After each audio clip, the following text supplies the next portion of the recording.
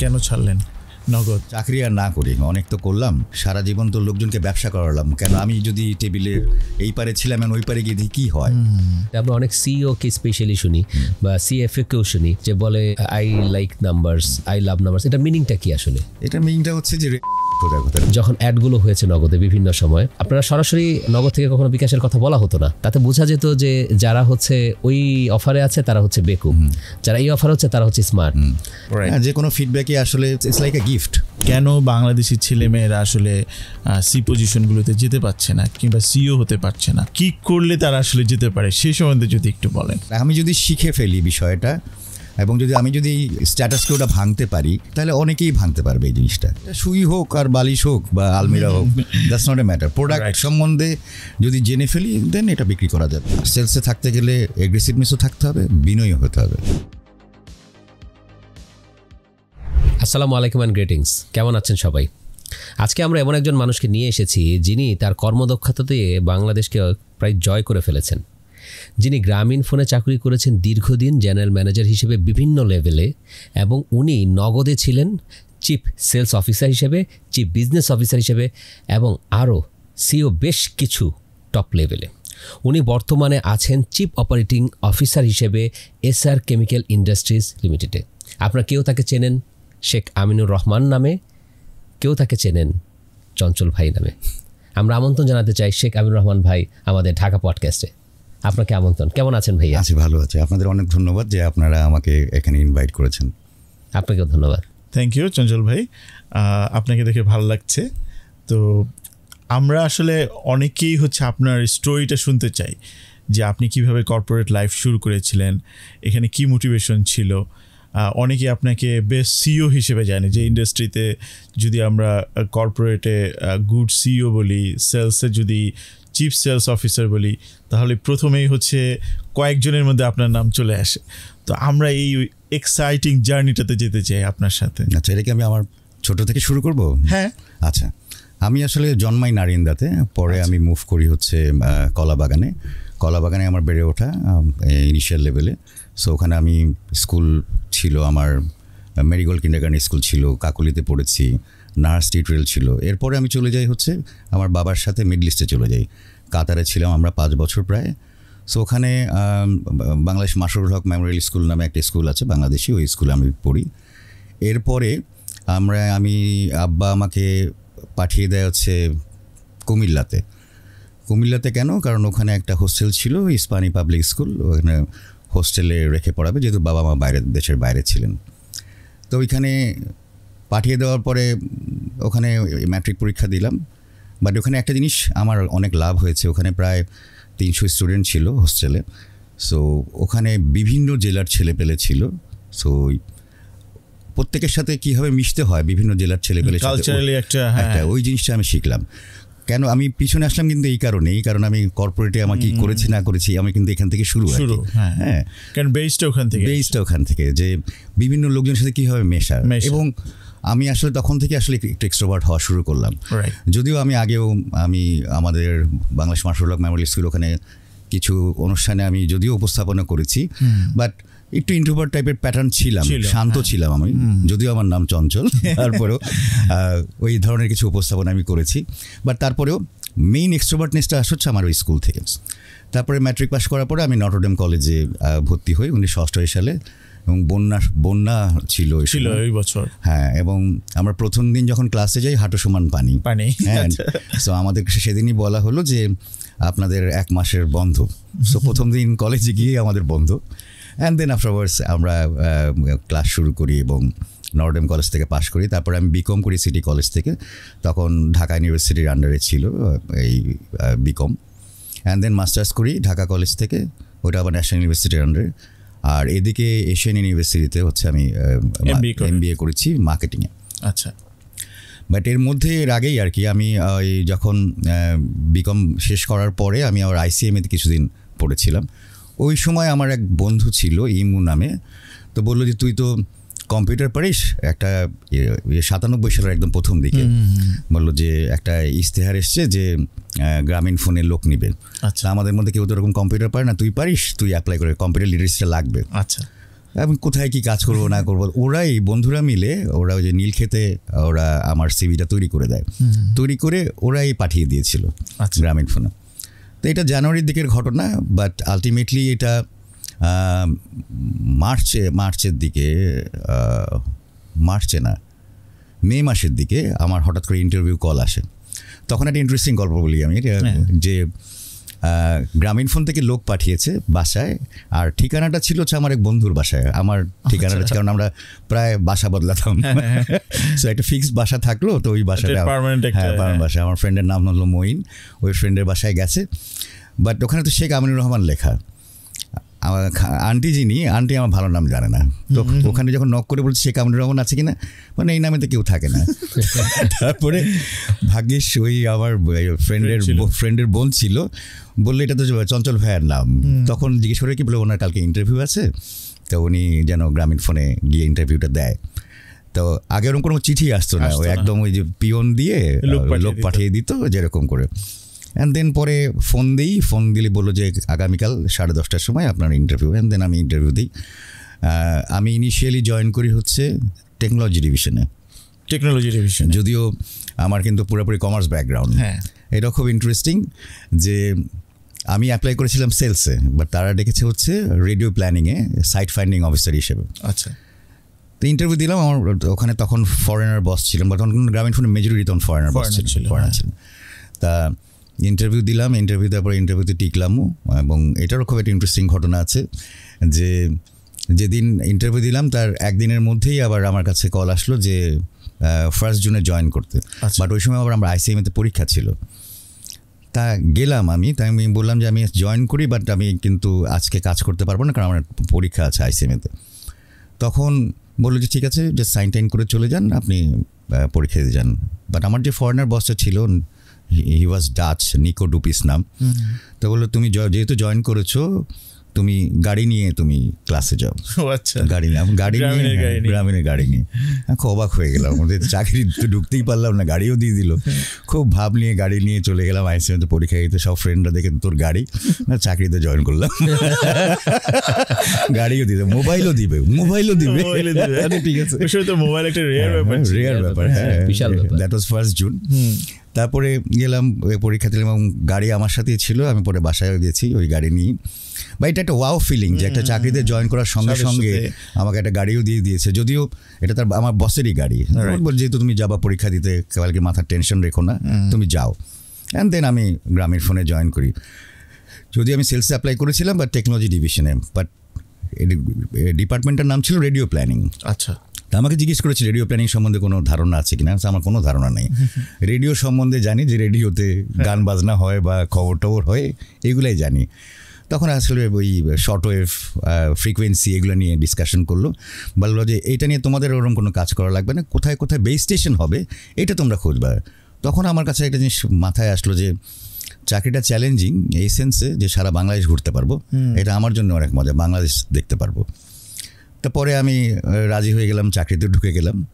And ওখানে প্রায় 2.5 বছর ছিলাম টেকনোলজি ডিভিশনে। 2.5 বছর থাকার পরে আমি একটা সুযোগ পেলাম। সুযোগ পাইনি, আমি সুযোগটা করে নিয়েছি। তখন আমার এক গুরু আছেন মেহবুব চৌধুরী, উনি আমাদের সেলসের বস ছিলেন। তো উনি তখন মাত্র জয়েন করেছেন, উনি গ্রামীণে ছিলেন। আচ্ছা, তো উনি জয়েন করেছেন। ওনার সাথে কথাবার্তা বলতে গিয়ে আমি বললাম যে ভাই আমি তো সেলসে আসতে চাই। তা বললো তুমি না ইঞ্জিনিয়ার?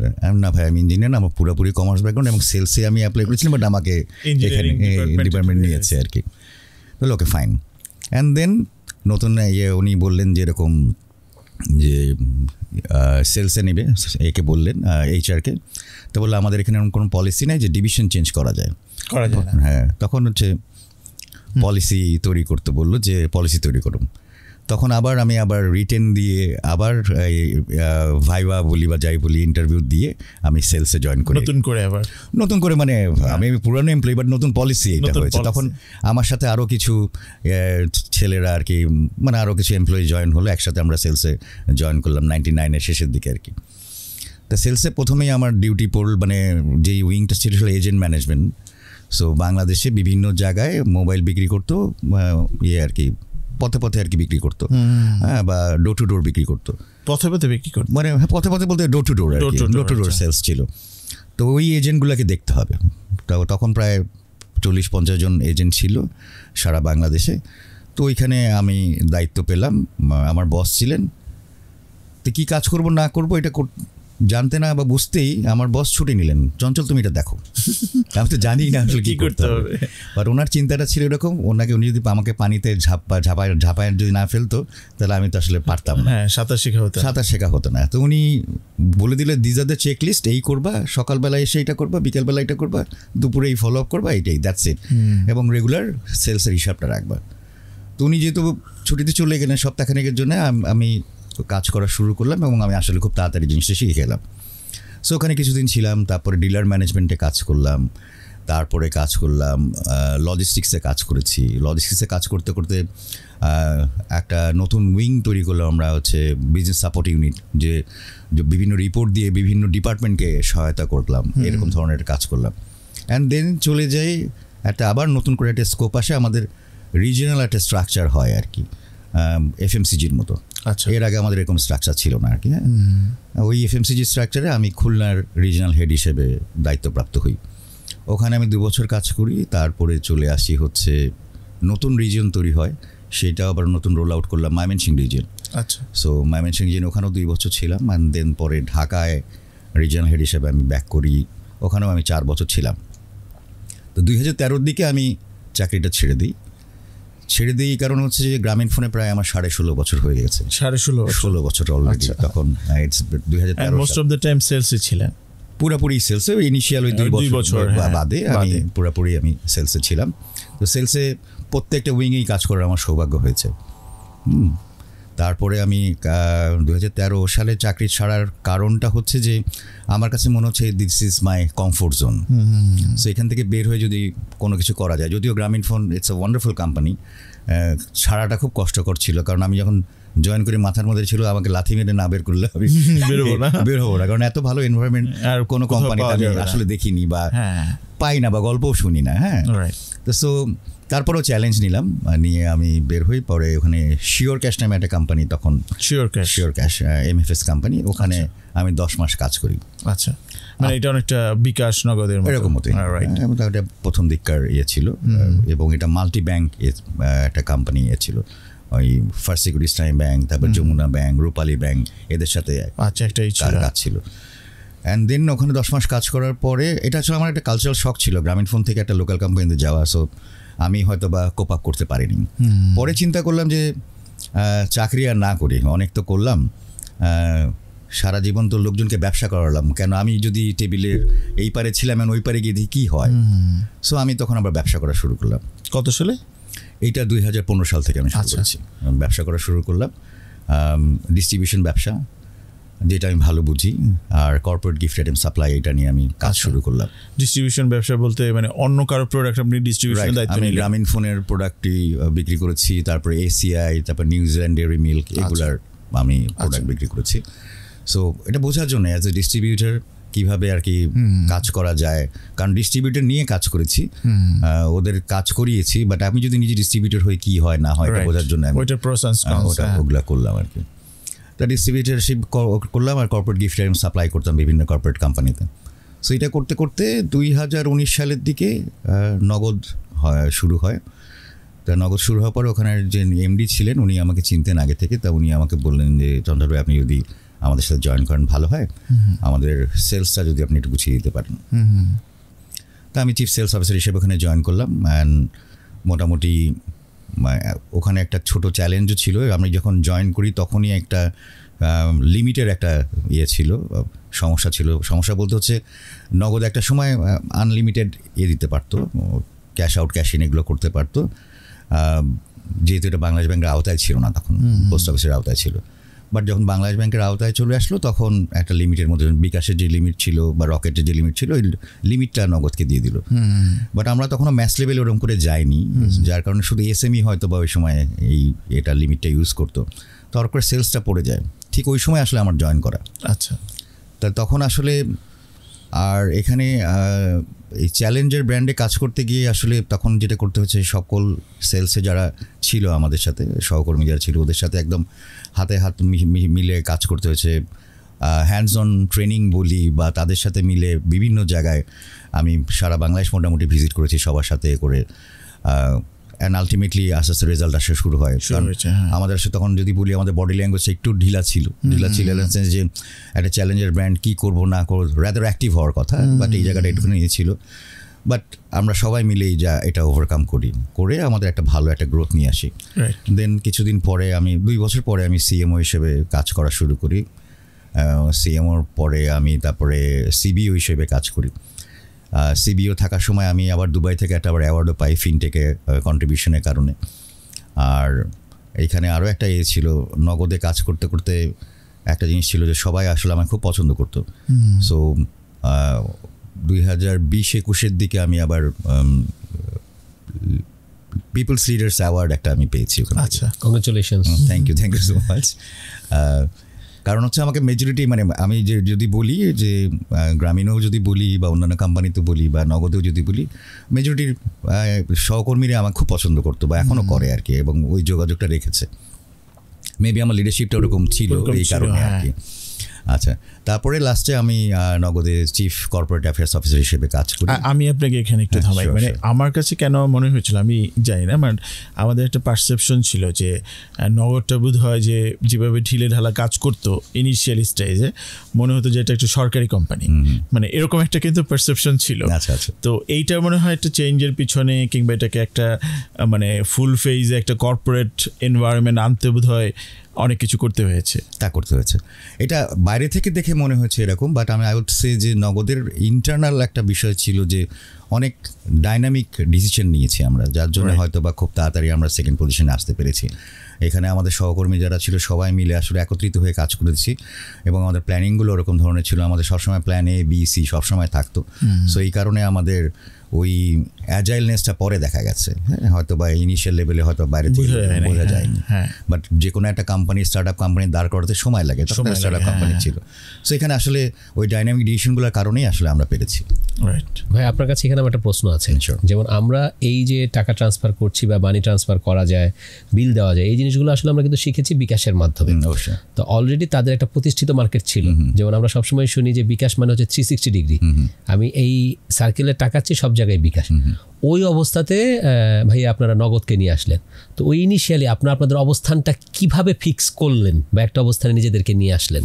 এটা মেইনলি হচ্ছে কি, যে কোনো একটা প্রথম দিকের যে কোম্পানিগুলো আসে, এটাই কিন্তু মাথার মধ্যে ঢুকে যায় কাস্টমারের মাথায়, ওখান থেকে বের করাটা খুব মুশকিল। যেমন গ্রামীণ ফোন প্রথম দিকে যেরকম ছিল, সো এখনও কিন্তু অনেকে বলে ফ্লেক্সির কথা বলে, বা এখন ফ্লেক্সির কথাই বলে, বাঙালিঙ্ক হোক আর যাই হোক ফ্লেক্সির কথা, কারণ ওইটাই ওগুলো শিখেছি। ঠিক বিকাশের ক্ষেত্রে দেখা যায় বিকাশ করেন, সেরকম ওটাও কিন্তু প্রত্যেক কাস্টমারের মাথার মধ্যে ঢোকান। বাট এখানে বিকাশ করেন নগদের মাধ্যমে, হ্যাঁ ওরকমই, এরকম অনেকে বলতো। বাট আলটিমেটলি যখন নগদ আসে, নগদ যেই জিনিসটা করে এইটা মূল্যটা সাশ্রয় করে ফেলে। আচ্ছা, কারণ আমরা দেখেছি যে ম্যাস লেভেলে যেই টাকা দিয়ে মানে এই ক্যাশ আউট চার্জটা অনেক হায়ার ছিল। সো আমরা যদি না কমাতাম, অর্ধেক যদি না করতাম, তাহলে হয়তো ম্যাচ লেভেলে আমরা যেতে পারতাম না। সো এটা আসলে আমাদেরকে অনেক হেল্প করে যে আমরা হয়তো প্রফিটটা ওরকম লেভেলে করতে পারিনি, কিন্তু ম্যাচ লেভেলে আমরা যেতে পেরেছি। এখানে একটা প্রশ্ন অ্যারাইজ হয় আমিনুল ভাই, সেটা হচ্ছে যে আপনি যেটা বললেন যে আপনি কস্ট মিনিমাইজ করে দিয়েছিলেন আপনারা, যার ফলে মার্কেট গ্র্যাব করেছেন। কিন্তু আমরা যারা সাধারণ মানুষ, আমরা কিন্তু অন্য একটা জিনিসও দেখেছি মিডিয়াতে, মানে আপনারা যখন অ্যাডগুলো হয়েছে নগদে বিভিন্ন সময়, মানে আপনারা সরাসরি নগদ থেকে কখনো বিকাশের কথা বলা হতো না, কিন্তু যে মেসেজটা দেওয়া হতো বিজ্ঞাপনে, তাতে বোঝা যেত যে যারা হচ্ছে ওই অফারে আছে তারা হচ্ছে বেকুব, যারা এই অফারে হচ্ছে তারা হচ্ছে স্মার্ট, যারা হচ্ছে ওই অফারে আছে তারা হচ্ছে বোকা, যারা স্মার্টে এই অফারে আছে তারা হচ্ছে চালাক। এই যে বিষয়গুলো বা থিওরিগুলো, এগুলো আপনারা কোথা থেকে পেয়েছেন? ধরেন এই ধরনের মার্কেটিংগুলো আমরা দেখতাম, কোক পেপসির একটা ওয়ার্ড ছিল, ওইটাকে ওখান থেকে নিয়ে আসে আপনাদের? এটা এক্স্যাক্টলি, এটা আমাদের দেশে এরকম করে হতো না, অনেক আগে একবার হয়েছিল আমাদের দেশে, বাট নতুন করে আনার একটা চেষ্টা ছিল আর কি। সো ওইভাবেই আমরা আর কি ওইটা কি আসলে কি ইফেক্টিভ হয়েছিল? আপনারা যেমন প্রাইস রিডিউস করে যে মার্কেটে গ্র্যাব করেছিল, এটার মাধ্যমে কিরকম প্রাইস? এটা আসলে একটু কন্ট্রোভার্সি আছে, কারণ কিছু কিছু ক্ষেত্রে দেখেছি এটা জনপ্রিয় হয়েছে, কেউ আবার এটা সমালোচনা করেছে। সো এরকম ধরনের ভালো কাজ করলে সমালোচনা হবেই, আবার যার ভালোভাবে নেওয়ার সেটা ভালো হবে না। আবার অনেক সময় সমালোচনাগুলো কিন্তু আপনাকে অ্যাড হিসেবে মানে পিআর হিসেবে ইউজ হয়। কারণ মানুষ যখন সমালোচনা দেখছে তখন জানছে আসলে আচ্ছা ওরা কমিয়েছে, না হলে হয়তো জানতোই না। হ্যাঁ, এই ক্রিটিক্সগুলোও কিন্তু অনেক হেল্প করে, ফিডব্যাক হিসেবে কাজ করে। এটা কোনো সময় আমরা নেগেটিভ হিসেবে দেখি না। যে কোনো ফিডব্যাকই আসলে মাথার মধ্যে এটা ইটস লাইক এ গিফট। হ্যাঁ, ওই গিফট হিসেবে আমরা কাজ করি, অ্যান্ড দেন এটাকে আরো ইমপ্রুভ করা যায় কিভাবে, ওটাই আমরা চেষ্টা করেছি সবসময়। জি, চঞ্চল ভাই, আমরা আবার আপনার ওই জার্নিতে চলে যাই। আচ্ছা, দেন আমি তো চিফ কর্পোরেট অ্যাফেয়ার্স অফিস হিসেবে আবার হলাম, কাজ করা শুরু করলাম। বাট আমার মেইন আসলে ছিল, আমি আসলে সারা জীবন নাম্বার নিয়ে কাজ করেছি। তখন আমি আমাদের এমডিকে বললাম যে আমি যেহেতু নাম্বার নিয়ে কাজ করেছি, সো কর্পোরেট অ্যাফেয়ার্স, ইয়েস আমার নেটওয়ার্ক অনেক ভালো আছে, সেখানে আমি অবশ্যই হেল্প করতে পারবো।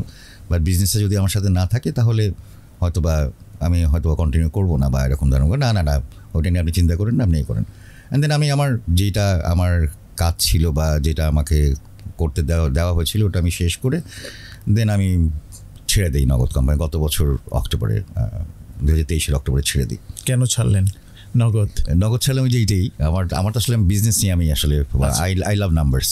তো সারা জীবন সেলস বলি বা মার্কেটিং বলি, বিজনেস নিয়ে কাজ করার আমার আগ্রহ সারা জীবন। আমিনুল ভাই, আপনি যে আই লাভ নাম্বারস এটা যদি বুঝান, এটা আমরা অনেক সিইও কে স্পেশালি শুনি বা সিএফএ কেও শুনি যে বলে যে I like numbers, I love numbers, এটা মিনিংটা কি আসলে? এটা মিনিংটা হচ্ছে যে রেভিনিউ, সোজা কথা রেভিনিউ বা সেলস নাম্বারস, কত সেল হচ্ছে সারাক্ষণ মাথার মধ্যে থাকে। রাইট, এই জিনিসটা মাথার মধ্যে থাকে। এইটা আসলে খুব এক্সাইট করে আমাকে যে আচ্ছা কত সেল করলাম না করলাম। আবার আমি যদি বলি সত্যি কথা, মানে in my entire life sales number আমার কাছে কখনোই নাম্বার হিসেবে বা প্রেশার হিসেবে বা স্ট্রেস হিসেবে আমি কখনোই নিইনি।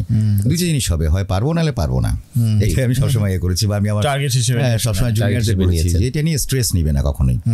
সো স্ট্রেস না নিয়ে রাদার এইটাকে কীভাবে ওভারকাম করা যায় বা টার্গেটটা ফিল আপ করা যায় ওইটা নিয়ে মানে চিন্তা করলে হয়তো বা আমাদের এই জিনিসটা। এই ওভারকামের ক্ষেত্রে আপনার ফিলোসফিটা কি? সবসময় ভালো প্ল্যান করতে হবে, এক্সিকিউশনটা পারফেক্টলি করতে হবে। এটা যদি এক্সিকিউশনটা আমরা পারফেক্টলি করতে পারি তাহলে এই নাম্বার আসলে কোনো নাম্বার থাকে না, টার্গেট সবসময় ফিল আপ হবে। কিন্তু আমিনুল ভাই এরকম হয় না যে সব আপনার তো একটা কেপিআই থাকে আপনার স্টাফদের জন্য, সেলস টার্গেট থাকে, হয়তো মিনিমাম একটা এক্সপেকটেশন থাকে আপনার। এখন তাকে একটা কেপিআই দেওয়া হয়েছে যে তোমার মিনিমাম কেপিআই হবে 100, এখন সে যদি সেখানে 5 অ্যাচিভ করে, 10 অ্যাচিভ করে, 50 অ্যাচিভ, সেই ক্ষেত্রে বিষয়গুলো কীভাবে হ্যান্ডেল করতেন? এটা খুব ইন্টারেস্টিং কোশ্চেন। বাট কেপিআইটা আসলে স্মার্ট কেপিআই হয়। জি। সো এমন কোনো কিছু আমরা কেপিআই দিতাম না যেটা তার জন্য অসম্ভব হয়ে যায়। আর যদি এরকম সিচুয়েশন হয় যে তার কেপিআইতে 100-এর জায়গায় 10 বা 15 হয়ে থাকে, তাহলে বুঝতে হবে আমরা ভুল কেপিআই দিয়েছি, অথবা সে কোনো জায়গায় সমস্যায় পড়েছে। আচ্ছা, সো এই সমস্যাটা আইডেন্টিফাই করতাম যে তাহলে নিশ্চয়ই তার ডিস্ট্রিবিউটর তাকে সাপোর্ট দেয় না, হ্যাঁ, বা অন্যান্য জায়গায় তার সমস্যা হচ্ছে, বা তার হয়তো শরীর খারাপ ছিল বা কোনো কিছু। আমরা মেনলি এফোর্টটা দেখি, এফোর্টটা দিয়েছি কিনা, বা ওইখানে প্ল্যানিংটা ঠিক মতো ছিল কিনা, বা অ্যাজ পার প্ল্যান কাজটা করেছি কিনা।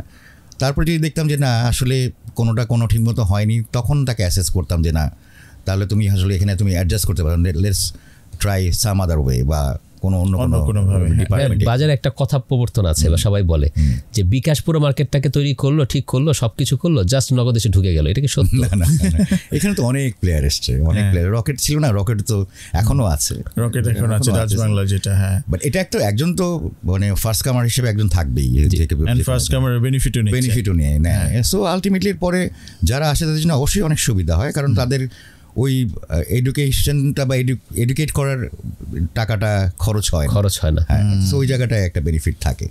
বাট আলটিমেটলি তো প্রত্যেকটা কোম্পানির নিজস্ব প্ল্যানিং থাকে।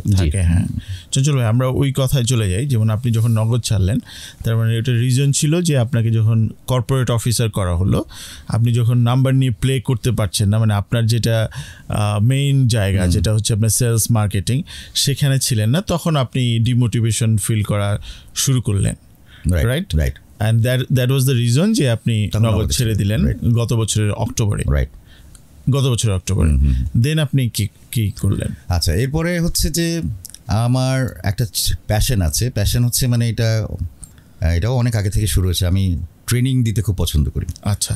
সো আমরা 4 বন্ধু বলবো না, 4 ব্যাচের আমরা মিলে একটা ট্রেনিং একাডেমি দিই।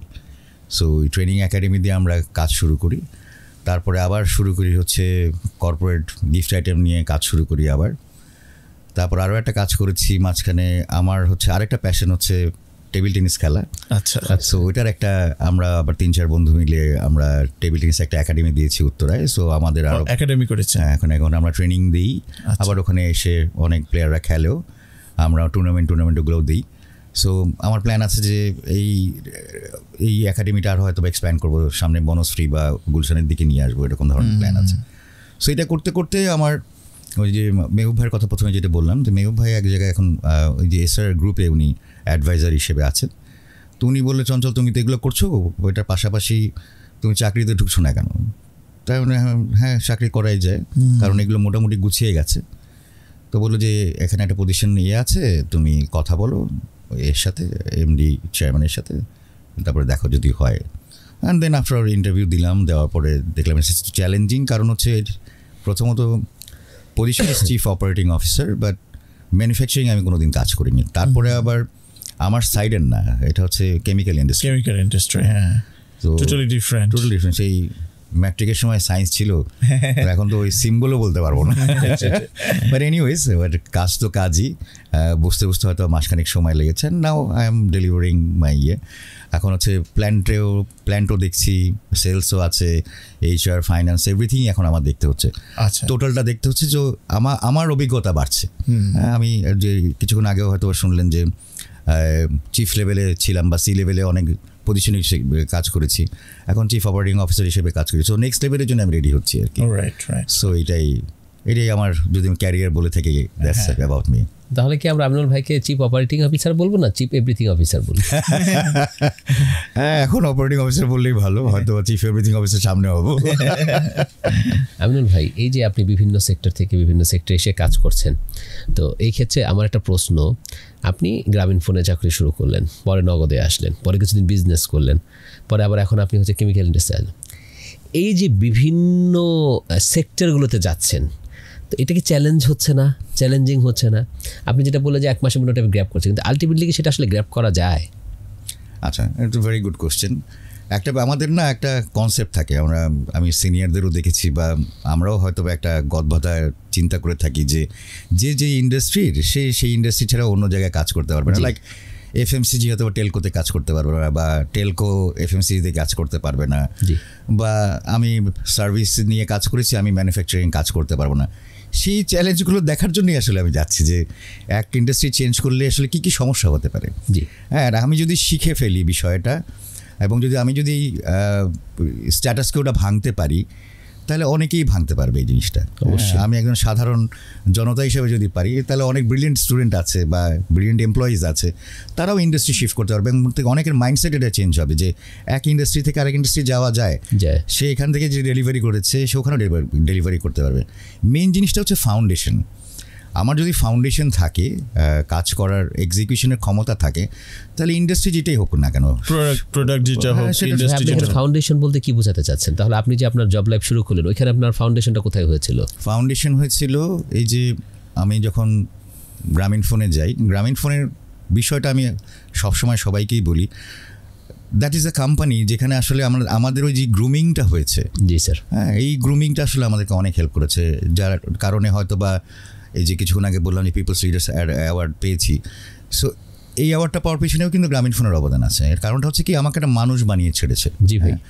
কারণ হচ্ছে এত ভালো গ্রুমিং ওখানে ওরা আমাদেরকে দিয়েছে, গ্রামীণ ফোনের যারা সিনিয়ররা যারা ছিলেন, এই গ্রুমিংয়ের কারণেই আজকে আমরা কিন্তু ওটা চলছে। 3টা পয়েন্ট যদি বলেন আমাদের শ্রোতাদের উদ্দেশ্যে, যে কোন 3টা বিষয় তাদের এত আপনার ভালো লেগেছিল, বা তারা তাদের ব্যবসায় তাদের স্টাফদের সাথে এটা অ্যাপ্লাই করতে পারে?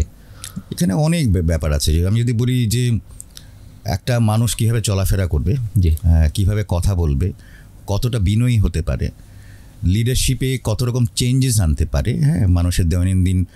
এবং সবচেয়ে বড় বিষয়টা ছিল হচ্ছে গ্রামীণ ফোনের ভ্যালুস।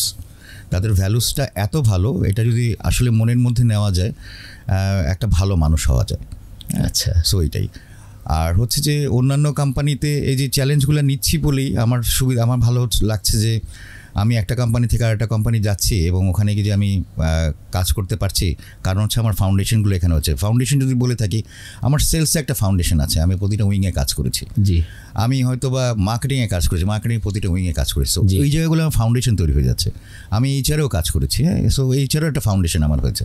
সো প্রত্যেকটার জ্ঞান আমার কাছে আছে। এবং দেখা যায় যে অনেকে আমরা যেটা করি উপরে উপরে কাজ করি, উপরে না কাজ করে যে প্রথমেই যদি আমি ভিতরে ঢুকে কাজ করতে পারি, ফাউন্ডেশনে, দ্যাটস দ্য ফাউন্ডেশন।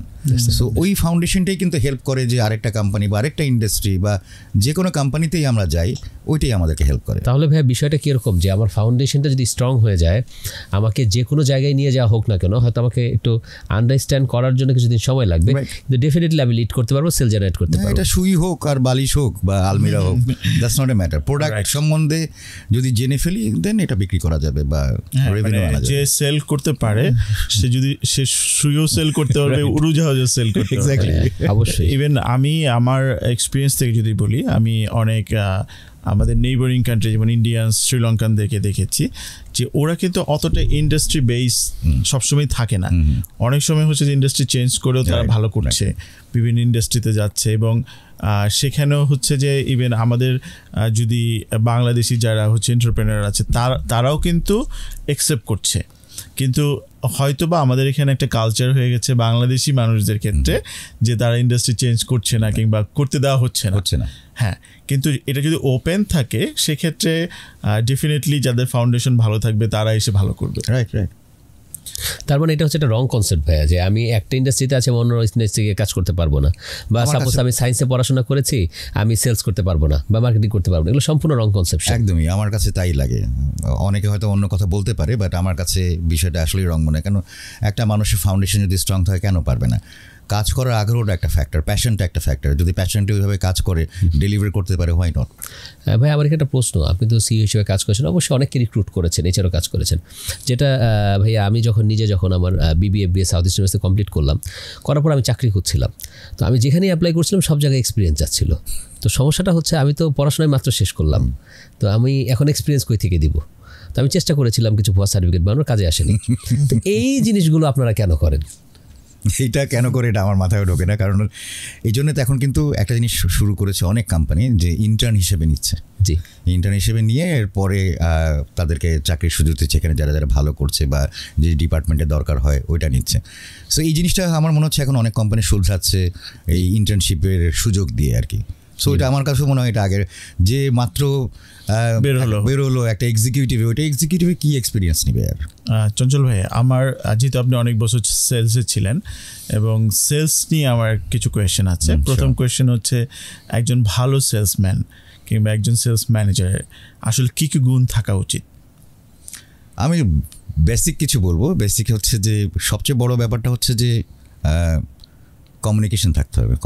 ভালো কমিউনিকেশন ইটস ভেরি ইম্পর্ট্যান্ট এখানে। কারণ হচ্ছে যে you have to be a good listener as well. যদি ভালো লিসেন না করি বা একটা কাস্টমারের কী দরকার সেটা যদি না জানি, আমি তো সেটা বিক্রি করতে পারবো না। থার্ডলি হচ্ছে যে যেই প্রোডাক্টটা আমি বিক্রি করব, যেখানে বিক্রি করতে যাব, সেটা সম্পর্কে আমার হোমওয়ার্ক লাগবে, যেটা আমরা জেনারেলি করি না। আমি যে কোম্পানিতে বিক্রি করতে যাব তার সম্বন্ধে জানি না, সেই সম্বন্ধে জানি না। সো ওই জায়গাটা একটু কাজ করা লাগবে। আরেকটা লাগবে হচ্ছে সততা। হ্যাঁ, দেখা যায় যে আমরা সেলসের অনেকেই আছে, দেখা গেলো চাপাবাজি করে বিক্রি করছে। বা চাপাবাজি করার কিছু নেই, প্রোডাক্ট যেটা আছে সেটা সম্বন্ধে বললেই হবে। আরেকটা জিনিস আমি শিখেছি যে এখানে কম্পিটিশনের বদনাম করা যাবে না। হ্যাঁ, আমার যে আমার প্রোডাক্টের স্ট্রেংথ কী আছে সেটা নিয়ে কথা বলি। অন্য কম্পিটিশন কী করছে না করছে সেটা আমার নলেজ থাকবে, কিন্তু বদনাম করা যাবে না। আর সত্যি কথা অবশ্যই বলতে হবে, কাস্টমারকে কোনো ধরনের ভুয়া দিয়ে করা যাবে না। আর সেলসে থাকতে গেলে এগ্রেসিভনেসও থাকতে হবে, বিনয়ী হতে হবে। এই কয়েকটা জিনিস আমার কাছে মনে হয় থাকবে। অ্যাবসলিউটলি। আর সেলস সম্বন্ধে যদি আমি আরেকটা ব্যাপার বলি, যেমন ধরেন আপনি হয়তো বা পার্টিকুলারলি কোনো রিজনে আপনি সেলসের দায়িত্বে আছেন, এখন অনেক সময় হয় না যে আপনার সেলস টার্গেটগুলো মিট আপ হচ্ছে না। সেই ক্ষেত্রে আপনার এক্সপিরিয়েন্স থেকে, সেটা গ্রামীণের হতে পারে, নগদের হতে পারে, যে আপনি কী কী স্ট্র্যাটেজি নিয়েছিলেন এবং যেগুলো কাজে লেগেছে? আচ্ছা, এটা খুবই ইন্টারেস্টিং একটা কোশ্চেন। এটা জেনারেলি হয়, প্রতিটা কোম্পানিতেই হয়, এবং রিজিনাল সেলস বা ডিস্ট্রিবিউশন সেলসের ক্ষেত্রে এই জিনিসটা হয়ে থাকে। সো এইখানে সবচেয়ে বড় স্ট্র্যাটেজি আমার মনে হয়, এটা অনেকেই জানে, সেটা হচ্ছে যে রিটেলারের সাথে কমিউনিকেশনটা খুব ইম্পর্টেন্ট, বা কানেকশন আমি বলবো। সো রিটেলের সাথে যদি রিলেশনশিপটা খুব ভালো থাকে আমাদের টেরিটরি অফিসার বা এরিয়া ম্যানেজারের, তখনই কিন্তু মেজরিটি সেল আমাদের হয়ে যায়। সো দেখা যায় যে এক হলো ডিস্ট্রিবিউটরকে বলা যে আমাদের যেই টার্গেটটা ছিল এটা আপনি বিভিন্ন দোকানে যেন প্রোডাক্টটা ঠিকমতো প্লেস করবেন, অ্যান্ড টেরিটরি অফিসারদের তাদেরকে রিলেশনশিপটা রেখে কন্টিনিউ করে তাদেরকে একটা এটা বলে ভালোবেসে আর কি করা যে ভাই প্রোডাক্টটা নিয়ে আমাদের সেল হচ্ছে না বা এটা, এই স্ট্র্যাটেজি আসলে কাজে লেগে যায়।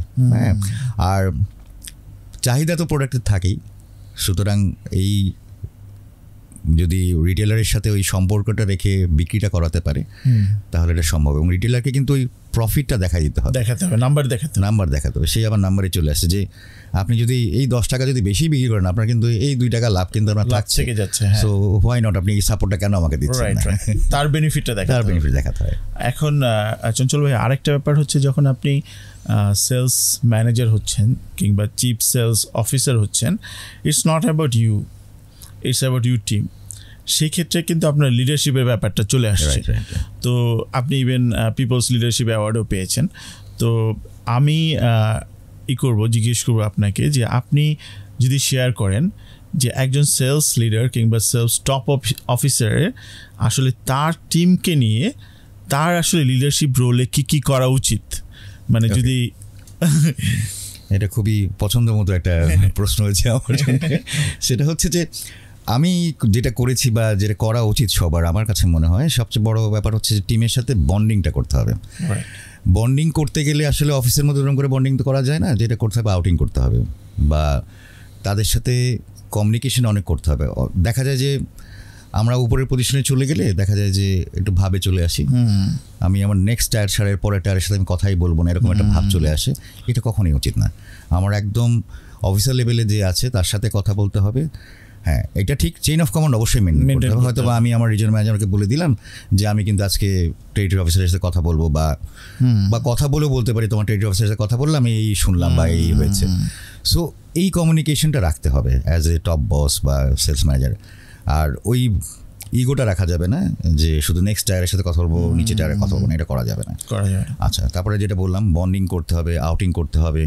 হ্যাঁ, খুব ভালোভাবে মিশতে হবে টিমের সাথে। এটার সুবিধাটা হচ্ছে যখন ভালোভাবে মেশা হয়, মিশলে যেটা হয়, যদি তাকে প্রেশারও দিই যে আসাদ আমার তো সেলস জেনারেট করতেই হবে, হ্যাঁ যেভাবে পারো তুমি একটু করো ভাই, তখন যেটা হবে আপনি আমাকে এমনভাবে করবেন যে ভাইয়া বলছে ভাইটা আমি করে দিই। হ্যাঁ, যেটা যদি আমি ভাইয়া বলছে এটা করে দিই, এটা হয়। যদি আমি ইগোটা রাখতাম, আপনি তো করে দিতেন কিন্তু পিছনে গালি দিতেন, কোম্পানির জন্য করতে হইতেছে, ওরকম ধরনের এটা ছিল। এটার আমি একটা ইন্টারেস্টিং গল্প বলি যে নগদে থাকতে একবার MD in front of everybody আমাকে করে যে 200 কোটি কবে করবো আর কি। তা তখন বলছে 200 কোটি যদি করতে পারেন আপনাদের জানুয়ারি মাসে সবাইকে বোনাস দেব, তখন সবাই ইন ফ্রন্ট অফ এভরিবডি।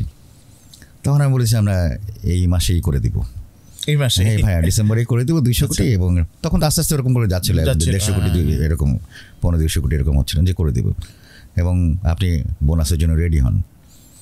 তারপরে ওখান থেকে আমি তো এটা কনফিডেন্টলি বলেছি।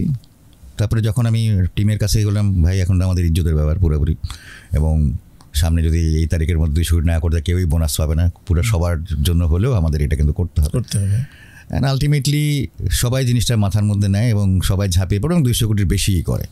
সো এই যে খাতিরটা আমার সাথে ওই টিমের সাথে আছে বা ছিল, ওইটাই কিন্তু হেল্প করেছে নাম্বার অর্জন করার জন্য। এটাই হয়েছে। সো আমার কাছে মনে হয় যে সম্পর্কটা রাখা ভালো আর কি সবার সাথে, অ্যান্ড প্রত্যেকটা বিষয় জানা উচিত। আমরা ওই যে ইমোশনাল ইন্টেলিজেন্স নিয়ে কথা বলি, আমরা এখন এটা নিয়ে অনেক বেশি কথা বলি, বাট বললেও আমরা এটা আসলে মেনটেন করি। তো এখন একটা টিম মেম্বার সম্বন্ধে আমার কিন্তু জানতে হবে সে কোথায় যায়, কোথায় থাকে, কোথায় খায়। যে দূর দূরান্তে ছেলেটা খাচ্ছে, একটা হয়তো বা ছোট একটা হোটেল আছে, ওইখানে গিয়ে কোনো রকমে খাচ্ছে, পরিবেশটা ভালো না, এটা সম্বন্ধে আমার জানতে হবে। তার বাবা মা আছে কিনা বা পরিবারে কেউ অসুস্থ কিনা, সেই বিষয়গুলো কিন্তু জানতে হবে। যদি আমি না জানি, আমি দেখা গেল আমি ওর ট্রান্সফার দরকার এখন ঢাকায় খুব জরুরি, কারণ ওর বাসায় ওই হয়তো একমাত্র ছেলে, বাবা মা অসুস্থ, তো এই বিষয়টা আমার কিন্তু জানা উচিত হিসেবে। তখন আমাদের ওইখানে আরেকটা ছেলে কাকে একটা চ্যালেঞ্জিং ছেলেকে দিয়ে পাঠিয়ে দিলাম, আর তার যেহেতু পরিবারের দরকার তাই এখানে নিয়ে আসলাম, তাহলে সে কিন্তু আরও বেটার আউটপুট দিতে পারে। সো যতই আমরা ইমোশনাল ইন্টেলিজেন্সের কথা বলি, বাট এটা আমরা চর্চা করি। সো এটা খুব দরকার যে এই টিমে এই জিনিসটা চর্চা করা, প্রত্যেকে ইন্ডিভিজুয়ালি চেনা, তাহলেই কিন্তু এটা সম্ভব। ভাই আপনার কাছে একটা প্রশ্ন, যেটা অনেক সময় আমরা বাজারে দেখি, যেমন আমি একটা উদাহরণ দিয়ে বোঝাই, যে বাজারে এখন হচ্ছে আমরা যখন মশলা কিনতে যাই, আমরা রাঁধুনি মশলা কিনি। আমি নিজেই যখন রাঁধুনি মশলা পাই না, ফ্রেশ মশলা কিনতে গেলেই আমি 10 বার চিন্তা করি, আর অন্য কোম্পানির মশলা তার অনেক চিন্তা করি। তো ভাই আমার প্রশ্ন যেটা, নতুন কোনো কোম্পানি যদি এই মশলার ইন্ডাস্ট্রিতে ঢুকতে চায়, এই প্রোডাক্টটা তো যেমন কিছু আগে আপনার বিষয় বললেন যে যখন আপনারা সেল করছেন দেখা যাচ্ছে যে ডিস্ট্রিবিউটারের সাথে একটা ভালো সম্পর্ক করা, ডিস্ট্রিবিউটার রিটেলের সাথে ভালো সম্পর্ক করে, বলে কিছু প্রোডাক্ট এখন ওখান থেকে সেলটা বেড়ে যায়। কিন্তু একটা রানিং প্রোডাক্ট যেটা অন্য একটা ব্র্যান্ড হলেই আমরা কিনছি না, তখন নতুন একটা ব্র্যান্ড ওখানে কীভাবে ইনজেক্ট করবে? যেমন সাপোজ কোকাকোলা, পেপসি এখন বাংলাদেশে মজু যাচ্ছে, আরজি যাচ্ছে, এখন আমি যদি সাদি কোলা নামে একটা সফট ড্রিঙ্ক যদি লঞ্চ করি, সেটা তো কেউ নিবে না, দোকান রাখবে না। এমনকি যদি আমি নিজেই যদি এখন পানি খেতে যাই, যেমন আমি পানি খেলে সবসময় মাম খাচ্ছি, হয়তো মাম না পেলে আলপাইন পাচ্ছি, এখন আমি যদি সাদি ফ্রেশ ওয়াটার দিই, কেউ তো কিনবে না। এইটা আমি কিভাবে মার্কেটে করাবো, ইনজেক্ট করবে কীভাবে? এটার জন্য আসলে ব্যাপার আছে, পরে যদি কেউ নামে সেটার জন্য প্রমোশন অনেক লাগে, প্রমোশন লাগবে।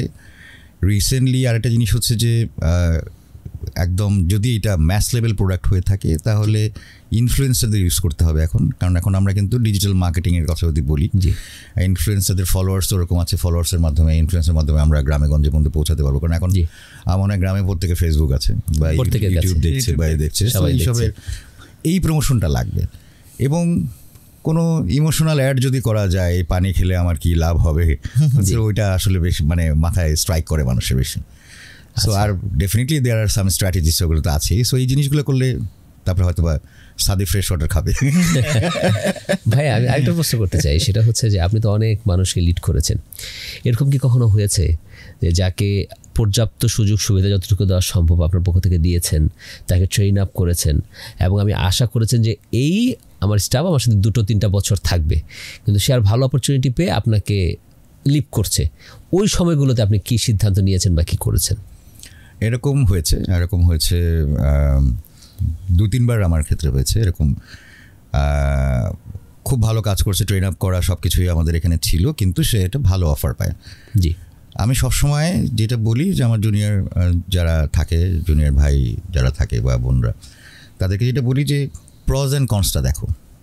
যে প্রজ অ্যান্ড কনসটা বলতে হচ্ছে যে এখানে মানিটাই ফ্যাক্টর কিনা না এনভায়রনমেন্টটা ফ্যাক্টর, এটা আগে দেখো। জি, তারপরে সে প্রমোশন নিয়ে যাচ্ছে কিনা, হ্যাঁ, প্রমোশন, মানি অ্যান্ড এনভায়রনমেন্ট, এই 3টা জিনিস দেখা উচিত। জি, এই জিনিসটা দেখে যদি সে মনে করে যে না তার ওই জায়গায় ভালো হবে, তাহলে অবশ্যই ছেড়ে দেওয়া উচিত তাকে। আমি আমার ক্ষেত্রে এরকম 2-3 বার কেস এরকম হয়েছে, আমি কখনোই তাদেরকে আটকে রাখিনি, কারণ তাদেরও একটা ক্যারিয়ার বলে কথা আছে এবং ডিসিশনটা তার। রিসেন্ট টাইমে আমরা একটা কথা শুনে থাকি যে জিনিসটা হচ্ছে যে choose your boss not the company. So এই জিনিসটা এখন অনেকে আস্তে আস্তে এটাই চেষ্টা করছে যে বসটাকে চুজ করছে বা তার সুপারভাইজারটাকে, কোম্পানির চাইতে সুপারভাইজারের গুরুত্ব অনেক বেশি। সেই জিনিসটা এখন দেখছে, এখন 2টা জিনিস দেখে, টাকা ক্ষেত্রেও দেখা যায় যে এই সুপারভাইজারের ক্ষেত্রে এটা দেখছে আর এনভায়রনমেন্টটা দেখছে। কারণ রিসেন্ট ডেজে আমি যতটুকু দেখেছি বা শুনছি, মেজরিটি জায়গায় এনভায়রনমেন্টটা ভালো পাওয়া যাচ্ছে না। সো এই জায়গাটায় আমাদের মনে হয় কাজ করার অনেক স্কোপ আছে। তাহলে ফাইন্যান্সিয়াল বেনিফিটের চাইতে এনভায়রনমেন্ট একটা বিগ ইস্যু। অবশ্যই, কারণ আমি যখন বাসায় যাব আমার কাজকর্ম শেষ করে দেন, আমার ওই স্ট্রেসটা যেন না থাকে। জি, মাথার মধ্যে স্ট্রেস থাকে তাহলে কতদিন আর বাঁচবো। চঞ্চল ভাই, আপনি যেহেতু সি পজিশনে কাজ করেছেন অনেক দিন, তো ইদানিং আমরা মানে অনেকেই হচ্ছে এটা নিয়ে বলছে যে বাংলাদেশি ছেলে মেয়েদের ক্ষেত্রে স্পেশালি আমি যদি বলি, আগে যেটা হতো যে ম্যাক্সিমাম সি পজিশনগুলো ফরেন এক্সপার্টরা হচ্ছে করতো, মানে হোল্ড করতো। এখন হচ্ছে কিছু বাংলাদেশি ছেলেমেয়েরা যাচ্ছে। তো এই যে গ্যাপটা, যে কেন বাংলাদেশি ছেলেমেয়েরা আসলে সি পজিশনগুলোতে যেতে পারছে না কিংবা সিও হতে পারছে না, তো এবং কি করলে তারা আসলে যেতে পারে, সেই সম্বন্ধে যদি একটু বলেন। আমার কাছে এই জায়গাটায় মনে হয় যে এই গ্যাপটা আস্তে আস্তে কমছে। এখন হয়তো বা 1-2টা ইন্ডাস্ট্রি আছে যেখানে আসলে বাইরে থেকে এক্সপার্ট লাগে বা আনছে। আমার কাছে সবচেয়ে জিনিসটা মনে হয়, বড় জিনিসটা মনে হয় সেটা হচ্ছে যে আমরা আমাদের পিছনে ইনভেস্ট করি না। হ্যাঁ, আমরা হয়তো বা চিন্তা করি যে কোম্পানি আমাদের পিছনে ইনভেস্ট করবে। এই ইনভেস্টমেন্টটা কি? ইনভেস্টমেন্টটা হচ্ছে ট্রেনিং। হ্যাঁ, আমার কোথায় কোথায় আমার গ্যাপ আছে, এই গ্যাপটা আমাকে নিজেকে অ্যাসেস করতে হবে। যে কথা আমি ইংরেজি ভালো পারি না, তাহলে আমার ইংলিশ স্পিকিং নিয়ে আমার কাজ করতে হবে, সো এটা ট্রেনিং নেব। আচ্ছা, আমার কমিউনিকেশন স্কিল ভালো না, সো কমিউনিকেশন স্কিল নিয়ে আমি ট্রেনিং নিই। লিডারশিপের আমার এই লিডারশিপের স্কোপটা আমার নাই, বা আমি এটা জানি না, বা এটা কীভাবে ইমপ্রুভ করা যায়, সো লিডারশিপ নিয়ে আমি ট্রেনিং নিব। সো এই ইনভেস্টমেন্টগুলো কিন্তু আমার নিজেই করতে। কোম্পানি, দেয়ার আর ফিউ কোম্পানিজ যারা হচ্ছে এই ইনভেস্টমেন্টটা করে তাদের এমপ্লয়ের জন্য, এবং ট্যালেন্ট যারা আছে ওই কোম্পানি তাদের নিয়ে করে, সবাইকে নিয়ে তো করবে না। But as a general employee যদি আমি বলি, তাহলে আমার পেছনে আমাকে ইনভেস্ট করতে হবে, এবং আমার গ্যাপগুলো অ্যাসেস করে ওই গ্যাপগুলোর যে ট্রেনিং পাওয়া যায় সেইগুলাই করা। এখন ইউটিউবেও আছে কিছু অনেক ট্রেনিং আছে, এখন অফলাইনে অনেক ধরনের ভালো ভালো ট্রেনার আছে, তারা এগুলো ট্রেন করে। সো এই ইনভেস্টমেন্টগুলো যদি করে তাহলে পারবো। আমি আমার ক্ষেত্রে যদি বলি, আমি কিন্তু অনেক ইনভেস্ট করেছি আমার পিছনে। আমি অনেক ট্রেনিং করেছি, যে ট্রেনিং করে আমার গ্যাপ যে সুযোগ জায়গাগুলো ছিল ওই গ্যাপগুলো মিনিমাইজ করেছি। কারণ আমি কিন্তু খুব ব্রিলিয়েন্ট স্টুডেন্টও ছিলাম না, বা আমি আইবিএ থেকেও পাশ করা না। হ্যাঁ, সো আমি তাহলে এই জায়গায় আসলাম কীভাবে? সো যে ওই জায়গাগুলো আমি আমার স্ট্রেংথ হিসেবে তৈরি করেছি। যে রাইট, আমি এটার সাথে আপনাকে মানে আই নোটিস যে সবাই ভাবে যে আইবিএ থেকে পাশ করলে কিংবা বড় বড় ইউনিভার্সিটি থেকে পাশ করে এসে সিও পজিশনগুলো হোল্ড করবে, বাট আপনি যদি আপনার ব্যাকগ্রাউন্ড দেখেন, মানে আমি আপনার সিভি দেখেছি, তো সেই ক্ষেত্রে আমার কাছে মনে হয়েছে যে এই যে আপনাকে ট্রান্সফর্ম করা, যে পিপল পারসেপশন যে না সে আইবিএন না, সে হচ্ছে হার্ভার্ড থেকে পড়াশোনা করে আসে নাই, তো এই যে পারসেপশনটা, তো এই পারসেপশনের এগেনস্টে আপনি কি করেছেন কিংবা কি প্রিপারেশন নিয়েছেন? ডেফিনেটলি আপনি বলেছেন যে ট্রেনিং করেছেন, অন্য কিছু ছিল কিনা? ট্রেনিংয়ের পাশাপাশি আমরা আরেকটা জিনিস বলি, ট্রেনিং করার পরে লোকজন সার্টিফিকেটটা নিয়ে নেয় সিভিতে লেখার জন্য, বাট ওই ট্রেনিং নিয়ে চর্চা করতে হয়। ওই চর্চাটাও আবার আমরা করতে চাই না। সো ওই চর্চাটা করেছি, আর কাজ আমি এমনভাবে করেছি, এই কাজগুলো লোকজন যখন রেজাল্ট দেখেছে, লোকজন কিন্তু জানতে পেরেছে যে না, ওনাকে দিয়ে হবে রেজাল্ট। আমি কিন্তু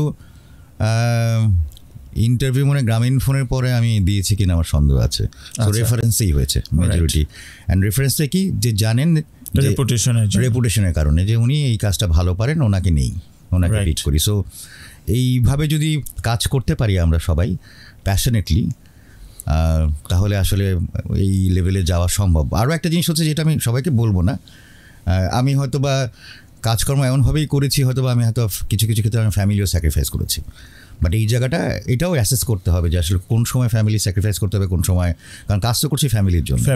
হ্যাঁ, প্রায়োরিটিটা কখন দিতে হবে না। কথার কথা, আমি ভালো করছিলাম গ্রামীণ ফোনে, যখন এই ঢাকাতেও যখন ছিলাম, আমার যখন খুলনায় পোস্টিং হয়ে গেল রিজিয়নাল ম্যানেজার হিসেবে, ওইটাও কিন্তু আমাদের ইন্টারভিউ দিয়েই কিন্তু যাওয়া লাগে। তা যখন আমার হয়ে গেল, তখন আমি ঢাকাতেও প্রমোশন আমার হওয়ার কথা, বাট আমি ওই চ্যালেঞ্জটা কেন নিলাম, যে আমি একটা রিজিনাল কালচারটা বোঝার চেষ্টা করি। সেকেন্ডলি হচ্ছে যে আমি লিডারশিপটাও ওখানে গ্রো করতে পারবো না। ওখানেও প্রায় এমপ্লয়ি 200+ এমপ্লয়ি ছিল, সো একটা বিশাল বেস। সো ওই লিডারশিপটা ওখানেও গ্রো করে।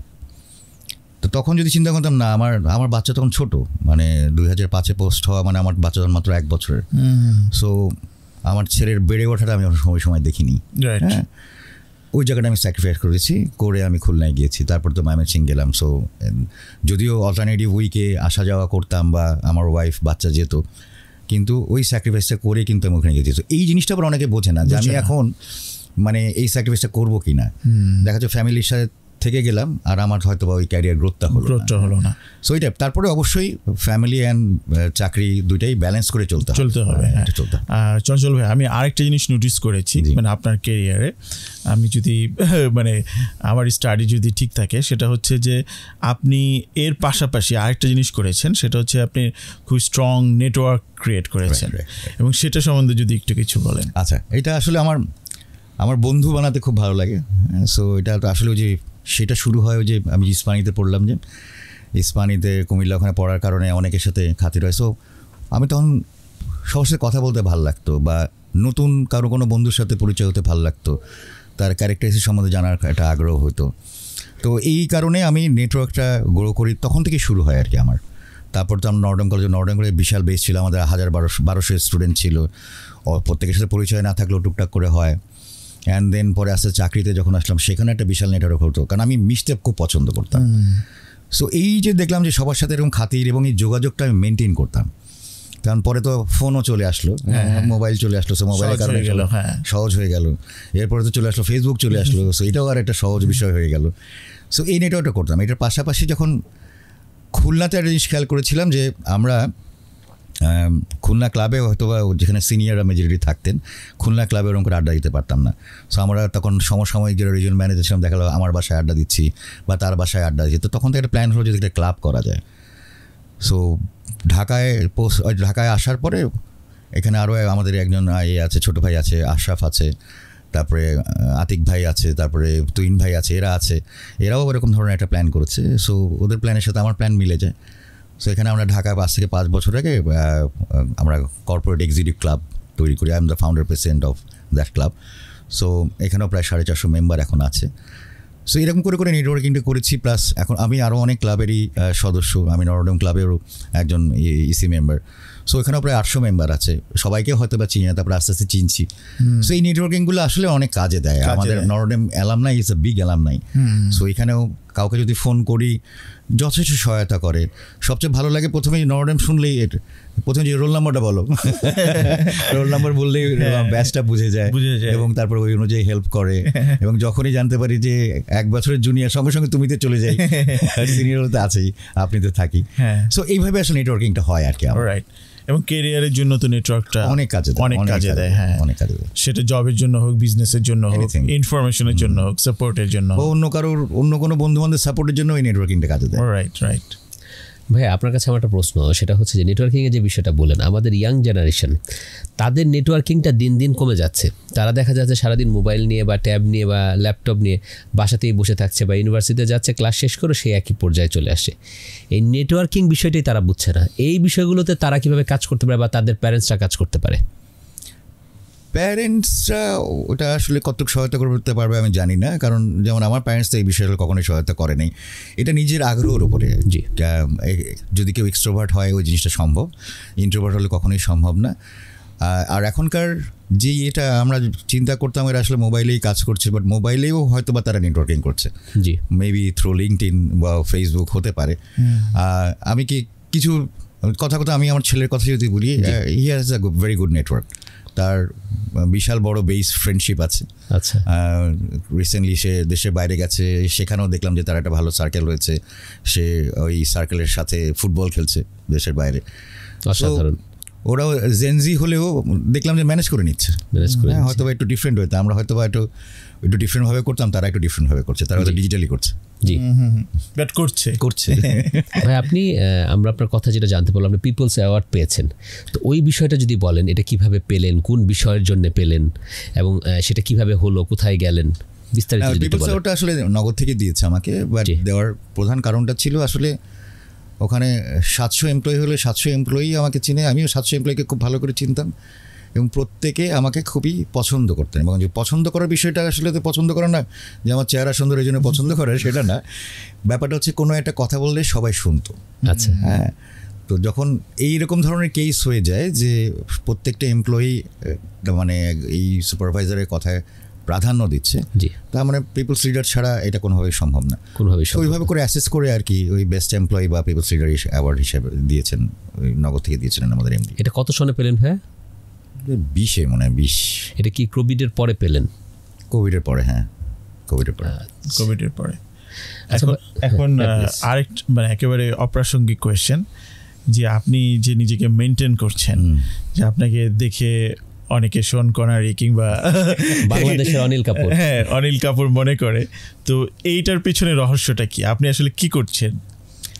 এটার পিছনে রহস্য আসলে ওরকম ধরনের কোনো কিছু না। আমি একটা সময় আমি তাহলে এটাও পিছন থেকে আসি। আমি যখন গ্রামীণ ফোনে জয়েন করি তখন 55 কেজি ছিলাম। 55 কেজি মাত্র, হ্যাঁ। অ্যান্ড দেন গ্রামীণ ফোন যখন সেই ধরনের 88 কেজি, তখন ওর বালকি হয়ে গেছি। বাট আমার মাথার মধ্যে একটা জিনিস আসলো যে বয়স বাড়ার সঙ্গে সঙ্গে তো যদি এরকম মোটা হতে, কারণ আমাদের ফ্যামিলির মেজরিটি মোটা, কারণ যদি এরকম হয়ে যায় তাহলে তো সমস্যা। তো এই যেন সুস্থভাবে মরতে পারি, তেন সুস্থভাবে মরার কি যেন মানে আমি যেন কুজা হয়েও, বুড়া বয়সে কুজা হয়েও যেন জুতার ফিতাটা বাঁধতে পারি। সেটা কারণ যেটা করলাম, আমি ইনিশিয়াল লেভেলে জিম করা শুরু করি। জিম কিছুদিন করাটার পরে ফুডের উপরে আমি কিছু রেস্ট্রিকশন করেছি। অ্যান্ড দেন আমি এভরিডে চেষ্টা করি 1 থেকে 2 ঘন্টা টেবিল টেনিস খেলতে। সো এটাই করি। আর যদি বলি যে ওই যে শন কনরি বা অনিল কাপুর, এটা হচ্ছে আমি ছোটো থেকে একটু ফিটফাট থাকার চেষ্টা করি আর কি। কারণ লোকজন দেখলে জানে বলে যে না কেউ একজন আছে, শন কনরি হোক, অনিল কাপুর হোক বা চঞ্চলই হোক। সো ওই জিনিসটা, সো ওইটার কারণে আমি ফিটফাট থাকি আর নিজেকে মেনটেন করি হচ্ছে যে সুস্থ থাকার জন্য। আপনি কি কখনো মডেল অথবা নাটক করেছেন? হ্যাঁ, মডেলিং করেছি, নাটক করেছি, সিনেমাও করেছি। কাদের সাথে করেছেন তাদের নাম কি জানতে পারি? হ্যাঁ, আপনি তো অবশ্যই হিরো ছিলেন। হিরো ছিলাম না, হিরোর মতো চেহারা আছে কিনা জানি না, বাট আমার হিরো ছিলাম না। আমার প্রথম নাটক করি অপি করিমের সাথে। আপনি অনিল কাপুরকে চেনেন? হ্যাঁ, চিনি। হ্যাঁ। আর সিনেমাটা কবে বের হচ্ছে? সিনেমাটা খুব তাড়াতাড়ি বের হওয়ার কথা। এটা সিনেমার নাম কানামাছি। আচ্ছা, এটা কি কোনো ওটিটি প্ল্যাটফর্মে না? ওটিটিতেও আসবে, পরে সিনেমা হলেও আসবে। আচ্ছা আচ্ছা, গ্রেট। আপনি নাটকটা সম্পর্কে বলছিল, অপি করিমের সাথে এটা কত শোনে, কীভাবে হয়? এটা আমার বন্ধু আছে মনির খান শিমুল, ওই মেনলি আসলে আমাকে সবসময় পুশ করতো যে তোর এই পোটেনশিয়ালটি আছে, সো হোয়াই নট। তো ওই আসলে আমাকে নিয়ে গিয়েছিল, তখন গ্রামীণ ফোনে চাকরি করি, 2003-04 দিকে হবে হয়তো, ওই সময় আর কি। ও সিলেটে নিয়ে গিয়ে অ্যান্ড দেন এই নাটকটা ট্রায়াঙ্গেল লাভের উপরে একটা নাটক ছিল। আচ্ছা আচ্ছা, সো নাটকের নামটা কি জানতে পারি আমরা? নাটকের নামটা মনে নেই আমার। ঠিক আছে চঞ্চল ভাই, আমরা অলমোস্ট আমাদের পডকাস্টের শেষের দিকে। তো যেটা হয়, আমাদের যত গেস্টরা আসছেন এই পর্যন্ত সবাই এসে ওনাদের অটোগ্রাফটা দিয়ে গেছেন এবং আমাদের মাঘের মধ্যে অটোগ্রাফটা দিয়ে গেছেন। আচ্ছা, তো আমরা এটা কালেক্ট করে রাখি যে কোনো একটা সময় যদি অকশন করে বেশ ভালো টাকা পয়সা পাওয়া যায়। তো এই হচ্ছে মাগ, আর এটা হচ্ছে পেন। এই যে